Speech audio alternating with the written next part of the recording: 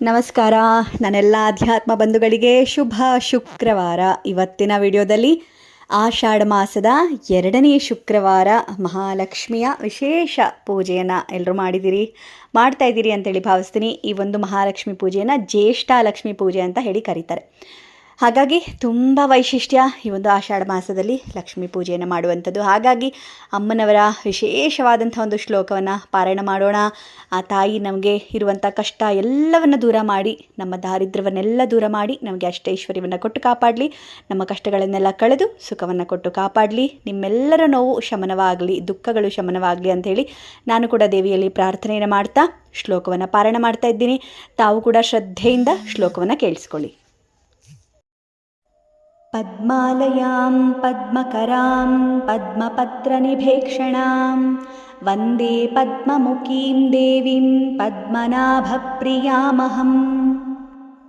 ಪದ್ಮಾಲಯಾಂ ಪದ್ಮಕರಾಂ ಪದ್ಮಪತ್ರನಿಭೇಕ್ಷಣಾಂ ವಂದೇ ಪದ್ಮಮುಖೀಂ ದೇವೀಂ ಪದ್ಮನಾಭಪ್ರಿಯಾಮಹಂ.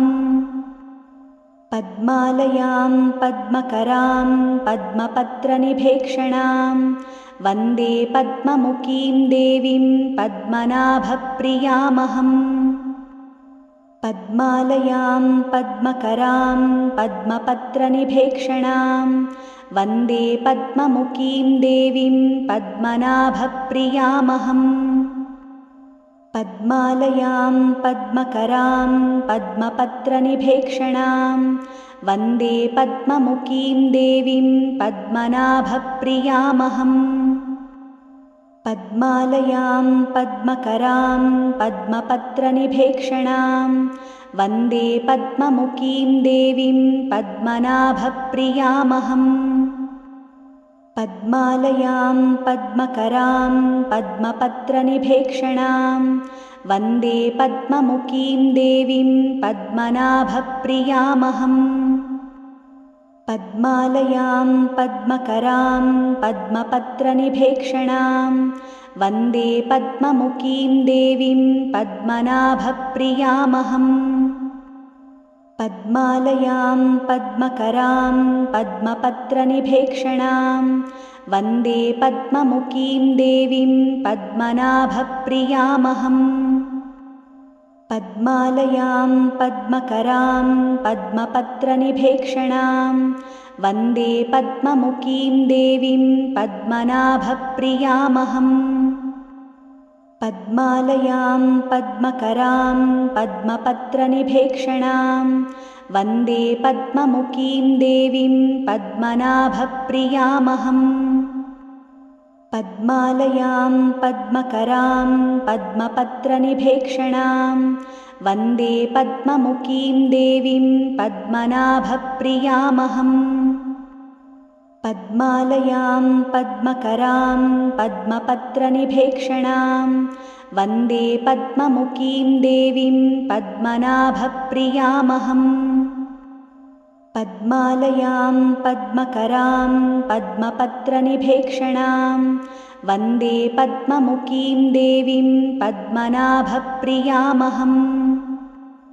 ಪದ್ಮಾಲಯಾಂ ಪದ್ಮಕರಾಂ ಪದ್ಮಪತ್ರನಿಭೇಕ್ಷಣಾಂ ವಂದೇ ಪದ್ಮಮುಖೀಂ ದೇವೀಂ ಪದ್ಮನಾಭಪ್ರಿಯಾಮಹಂ. ಪದ್ಮಾಲಯಾಂ ಪದ್ಮಕರಾಂ ಪದ್ಮಪತ್ರನಿಭೇಕ್ಷಣಾಂ ವಂದೇ ಪದ್ಮಮುಖೀಂ ದೇವೀಂ ಪದ್ಮನಾಭಪ್ರಿಯಾಮಹಂ. ಪದ್ಮಾಲಯಾಂ ಪದ್ಮಕರಾಂ ಪದ್ಮಪತ್ರನಿಭೇಕ್ಷಣಾಂ ವಂದೇ ಪದ್ಮಮುಖೀಂ ದೇವೀಂ ಪದ್ಮನಾಭಪ್ರಿಯಾಮಹಂ. ಪದ್ಮಾಲಯಾಂ ಪದ್ಮಕರಾಂ ಪದ್ಮಪತ್ರನಿಭೇಕ್ಷಣಾಂ ವಂದೇ ಪದ್ಮಮುಖೀಂ ದೇವೀಂ ಪದ್ಮನಾಭಪ್ರಿಯಾಮಹಂ.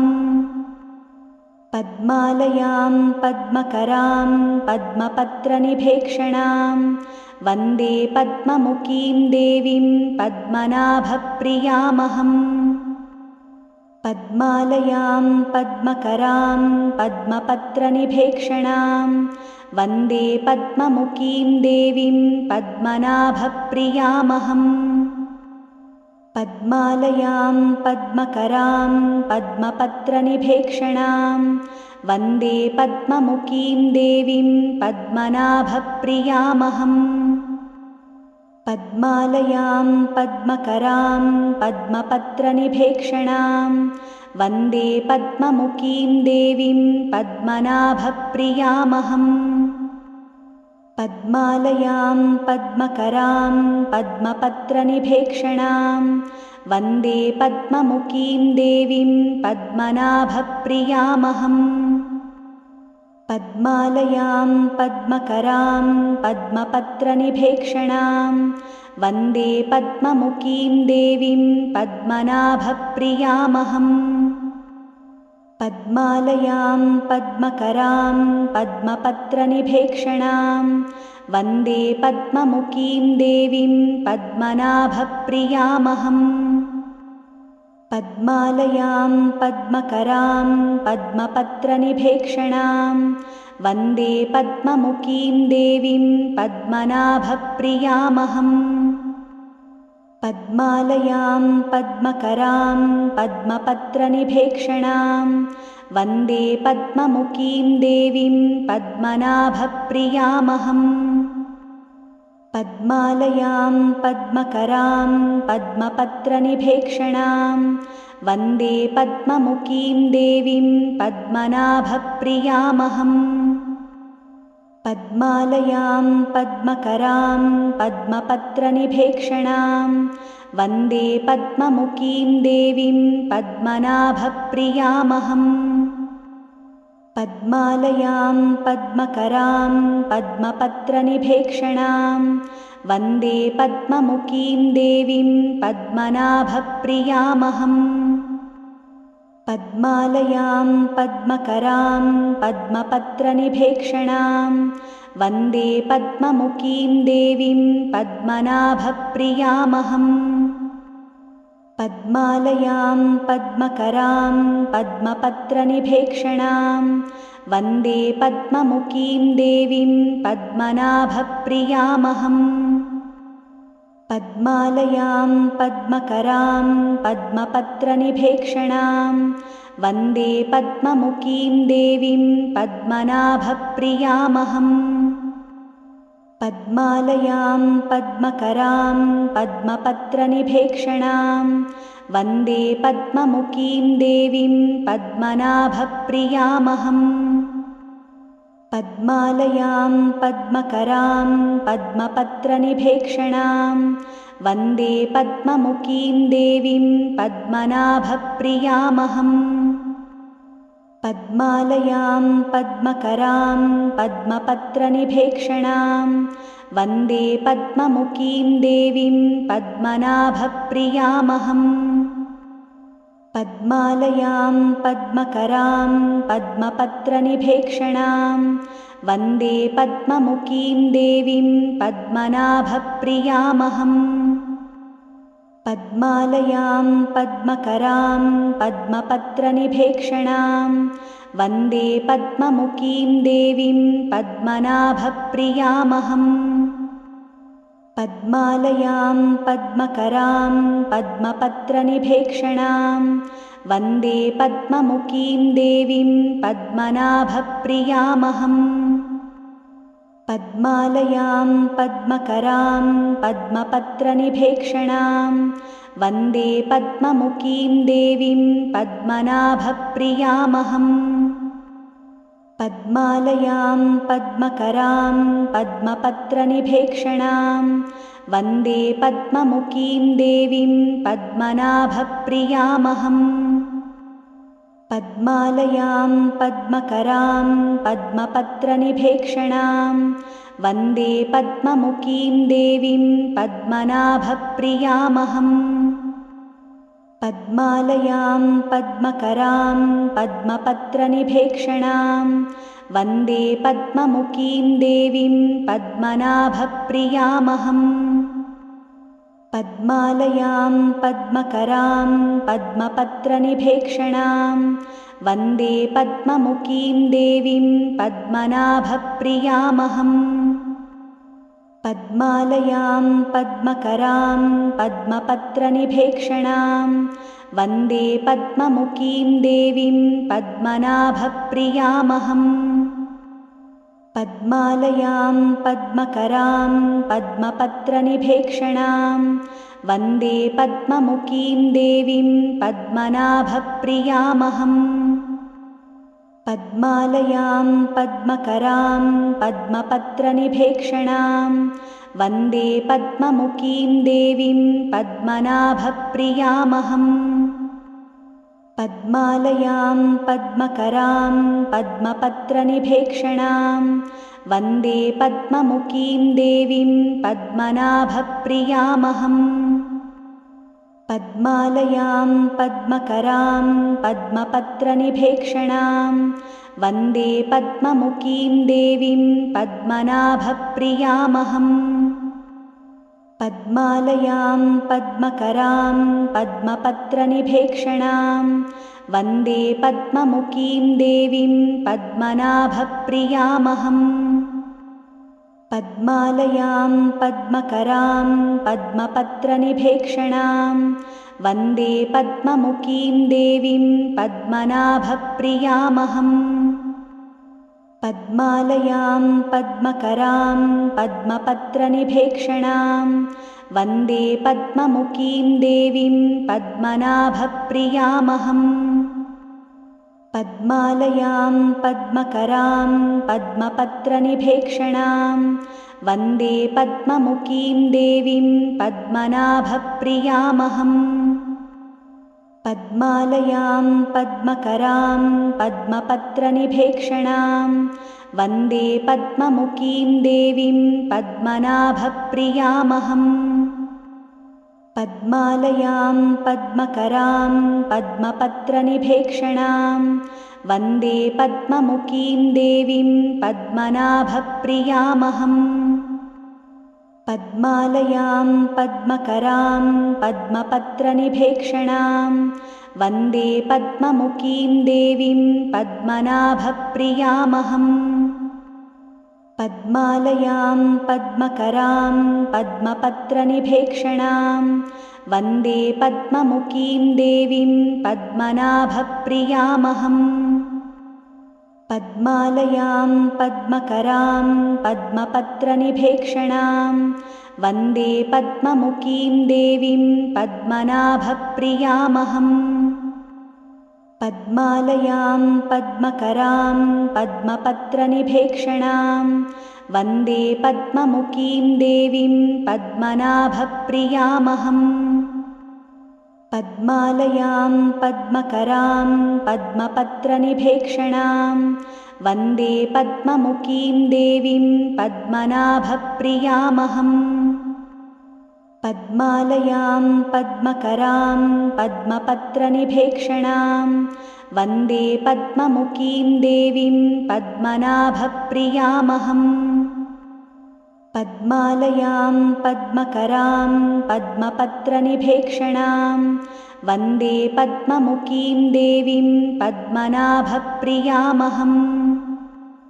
पद्मालयां पद्मकरां पद्मपत्रनिभेक्षणां वन्दे पद्ममुखीं देवीं पद्मनाभप्रियामहम्।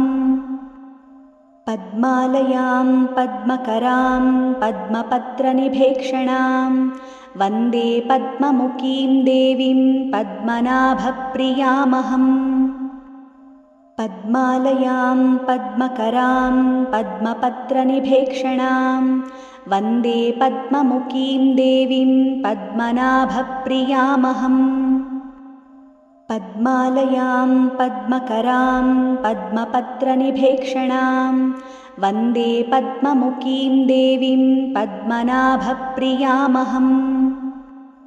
पद्मालयां पद्मकरां पद्मपत्रनिभेक्षणां वन्दे पद्ममुखीं देवीं पद्मनाभप्रियामहम्। पद्मालयां पद्मकरां पद्मपत्रनिभेक्षणां वन्दे पद्ममुखीं देवीं पद्मनाभप्रियामहम्। पद्मालयां पद्मकरां पद्मपत्रनिभेक्षणां वन्दे पद्ममुखीं देवीं पद्मनाभप्रियामहम्। पद्मालयां पद्मकरां पद्मपत्रनिभेक्षणां वन्दे पद्ममुखीं देवीं पद्मनाभप्रियामहम्। पद्मालयां पद्मकरां पद्मपत्रनिभेक्षणां वन्दे पद्ममुखीं देवीं पद्मनाभप्रियामहम्।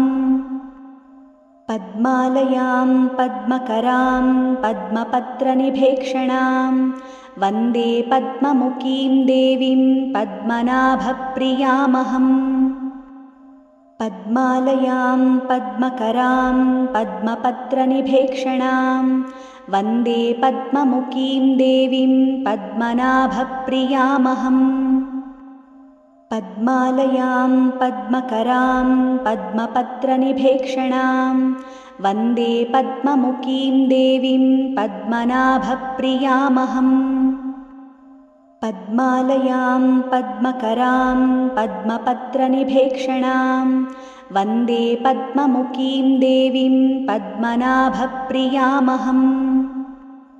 पद्मालयां पद्मकरां पद्मपत्रनिभेक्षणां वन्दे पद्ममुखीं देवीं पद्मनाभप्रियामहम्।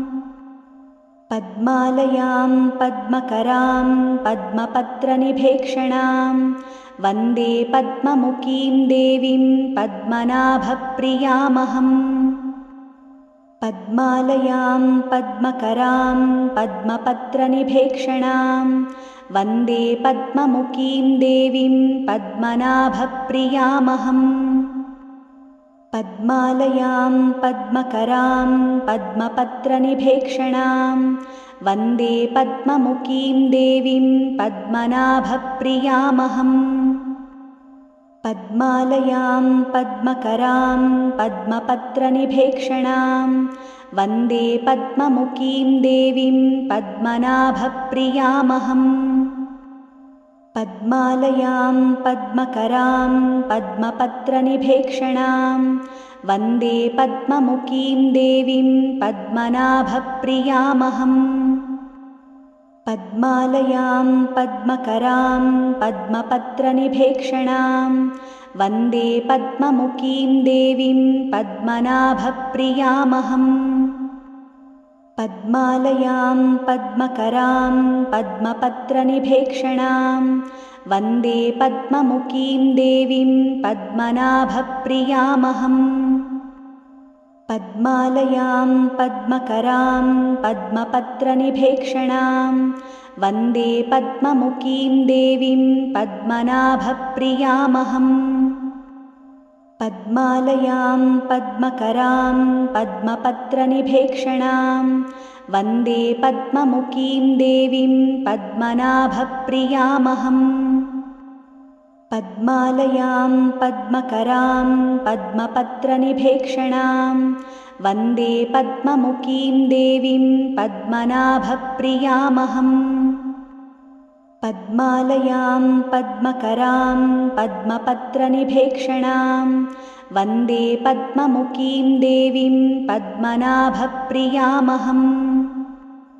पद्मालयां पद्मकरां पद्मपत्रनिभेक्षणां वन्दे पद्ममुखीं देवीं पद्मनाभप्रियामहम्। पद्मालयां पद्मकरां पद्मपत्रनिभेक्षणां वन्दे पद्ममुखीं देवीं पद्मनाभप्रियामहम्। पद्मालयां पद्मकरां पद्मपत्रनिभेक्षणां वन्दे पद्ममुखीं देवीं पद्मनाभप्रियामहम्।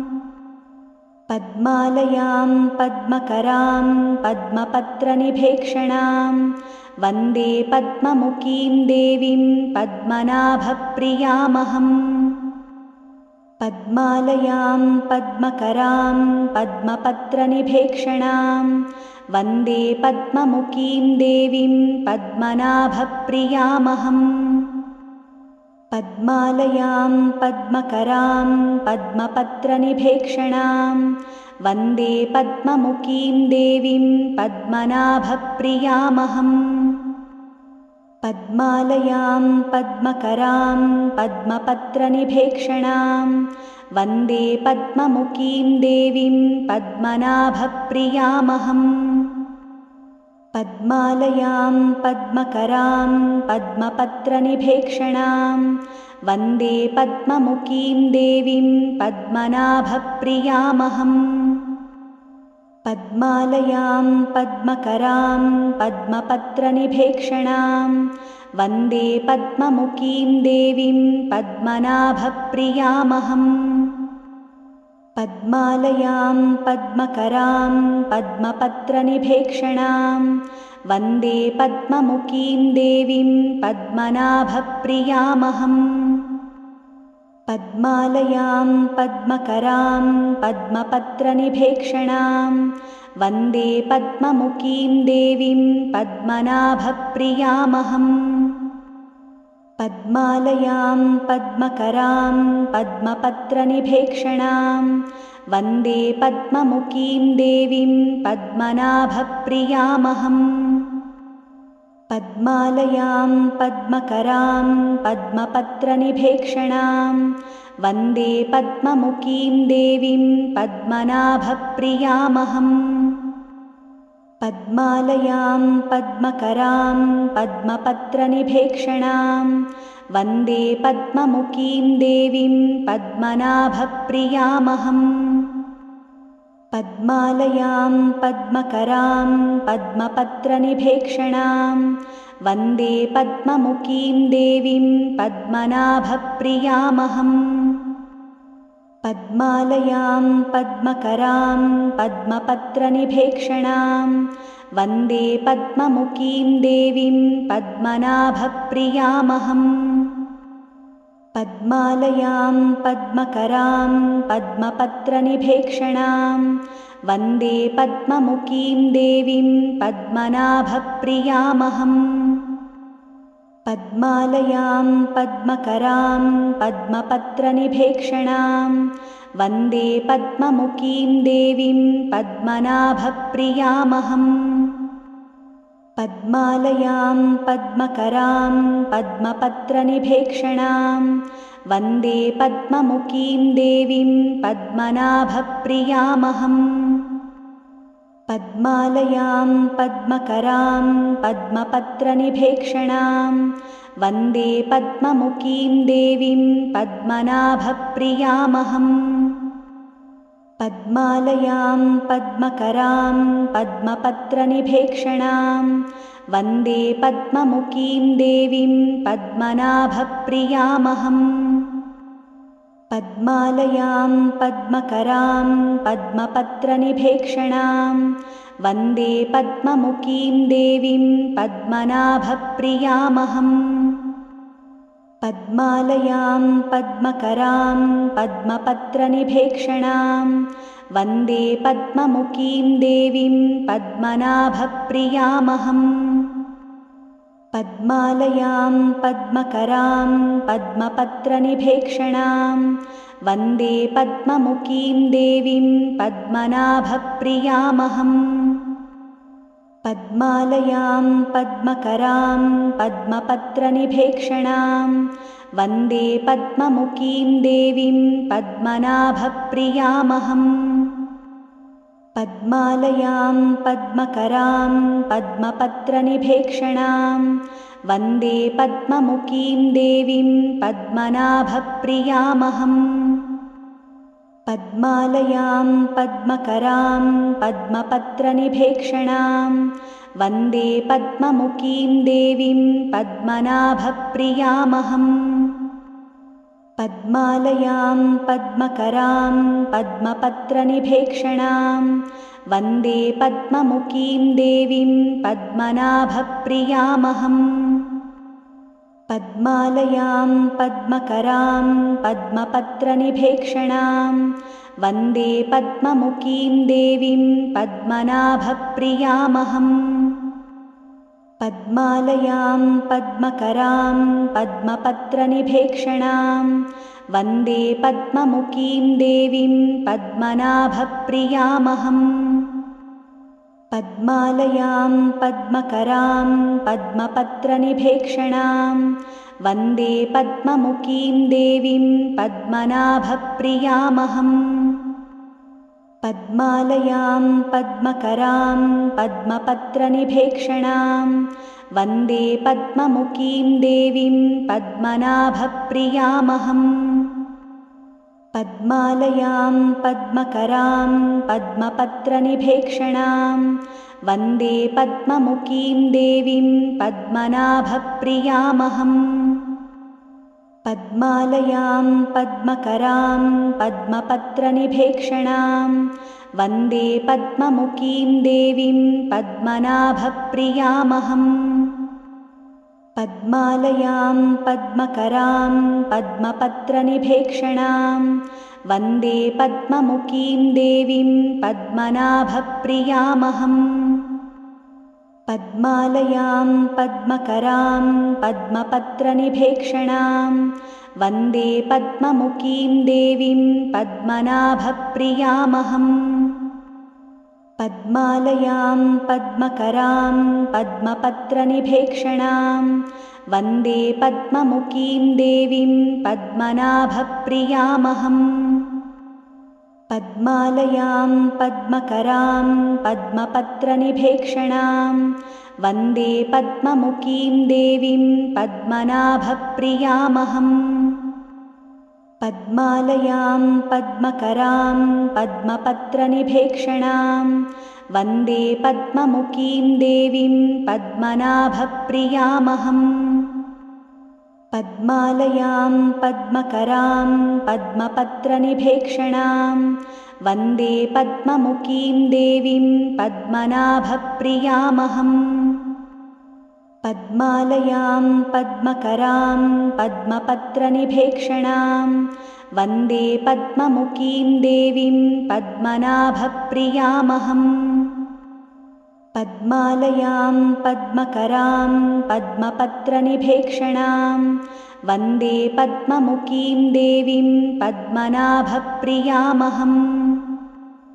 पद्मालयां पद्मकरां पद्मपत्रनिभेक्षणां वन्दे पद्ममुखीं देवीं पद्मनाभप्रियामहम्। पद्मालयां पद्मकरां पद्मपत्रनिभेक्षणां वन्दे पद्ममुखीं देवीं पद्मनाभप्रियामहम्। पद्मालयां पद्मकरां पद्मपत्रनिभेक्षणां वन्दे पद्ममुखीं देवीं पद्मनाभप्रियामहम्। पद्मालयां पद्मकरां पद्मपत्रनिभेक्षणां वन्दे पद्ममुखीं देवीं पद्मनाभप्रियामहम्। पद्मालयां पद्मकरां पद्मपत्रनिभेक्षणां वन्दे पद्ममुखीं देवीं पद्मनाभप्रियामहम्। पद्मालयां पद्मकरां पद्मपत्रनिभेक्षणां वन्दे पद्ममुखीं देवीं पद्मनाभप्रियामहम्। पद्मालयां पद्मकरां पद्मपत्रनिभेक्षणां वन्दे पद्ममुखीं देवीं पद्मनाभप्रियामहम्। पद्मालयां पद्मकरां पद्मपत्रनिभेक्षणां वन्दे पद्ममुखीं देवीं पद्मनाभप्रियामहम्। पद्मालयां पद्मकरां पद्मपत्रनिभेक्षणां वन्दे पद्ममुखीं देवीं पद्मनाभप्रियामहम्। पद्मालयां पद्मकरां पद्मपत्रनिभेक्षणां वन्दे पद्ममुखीं देवीं पद्मनाभप्रियामहम्। पद्मालयां पद्मकरां पद्मपत्रनिभेक्षणां वन्दे पद्ममुखीं देवीं पद्मनाभप्रियामहम्। पद्मालयां पद्मकरां पद्मपत्रनिभेक्षणां वन्दे पद्ममुखीं देवीं पद्मनाभप्रियामहम्। पद्मालयां पद्मकरां पद्मपत्रनिभेक्षणां वन्दे पद्ममुखीं देवीं पद्मनाभप्रियामहम्। पद्मालयां पद्मकरां पद्मपत्रनिभेक्षणां वन्दे पद्ममुखीं देवीं पद्मनाभप्रियामहम्। पद्मालयां पद्मकरां पद्मपत्रनिभेक्षणां वन्दे पद्ममुखीं देवीं पद्मनाभप्रियामहम्। पद्मालयां पद्मकरां पद्मपत्रनिभेक्षणां वन्दे पद्ममुखीं देवीं पद्मनाभप्रियामहम्। पद्मालयां पद्मकरां पद्मपत्रनिभेक्षणां वन्दे पद्ममुखीं देवीं पद्मनाभप्रियामहम्। पद्मालयां पद्मकरां पद्मपत्रनिभेक्षणां वन्दे पद्ममुखीं देवीं पद्मनाभप्रियामहम्। पद्मालयां पद्मकरां पद्मपत्रनिभेक्षणां वन्दे पद्ममुखीं देवीं पद्मनाभप्रियामहम्। पद्मालयां पद्मकरां पद्मपत्रनिभेक्षणां वन्दे पद्ममुखीं देवीं पद्मनाभप्रियामहम्। पद्मालयां पद्मकरां पद्मपत्रनिभेक्षणां वन्दे पद्ममुखीं देवीं पद्मनाभप्रियामहम्।